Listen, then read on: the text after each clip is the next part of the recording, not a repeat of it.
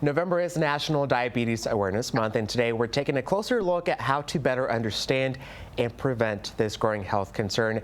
Joining us now is Kim Bush, Director for the UT Tyler School of Medicine Center for Community and Rural Health Education. Thank you so much for joining us. First off, I want to ask, what are the primary differences between type 1, type 2, and gestational diabetes? Type 1 is going to be diagnosed earlier on in life, usually when you're an adolescent or child. For type 2 diabetes, it usually comes on, it has a later onset in life. Type 2 diabetes, can be prevented. That's one of the nice things, is that we can look at preventing it or at least prolonging it to later in life. And then in your gestational diabetes, that is when someone, while they're pregnant, as they gain weight, they do end up having higher blood sugar levels, where that is affecting their pregnancy. Does it mean you're going to continue with diabetes after you have your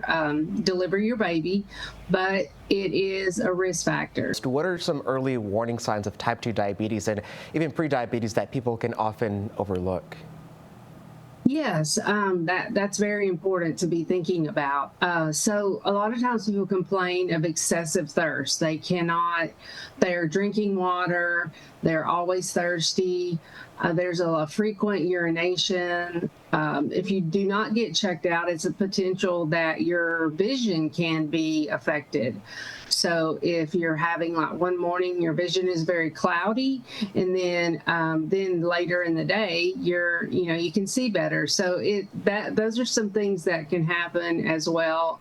All good information there to look out for. And I know a lot of us can find maybe just minimal ways to change our lifestyle to prevent type 2 diabetes, which you mentioned is preventable. What is the most effective way or lifestyle changes we can make in our day-to-day lives to keep ourselves from developing type 2 diabetes? Some people think, well, I have to go run 5 miles a day. No, you don't have to run 5 miles a day. 150 minutes a week is the average that someone would need to do to help prevent diabetes. So you really want to think about physical activity, keeping your weight down, eating nutritional balanced meals.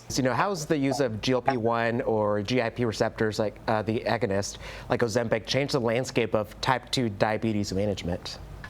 It doesn't work for everyone, and again, the side effects. So there are different types of treatment for everyone. So that's what's important to remember, that you can't. It's not a miracle drug. So we need to, make sure that we're creating awareness and improving health literacy and having the best outcome for one individual. All good advice there, Kim. Thank you so much for joining us today. Yes, thank you.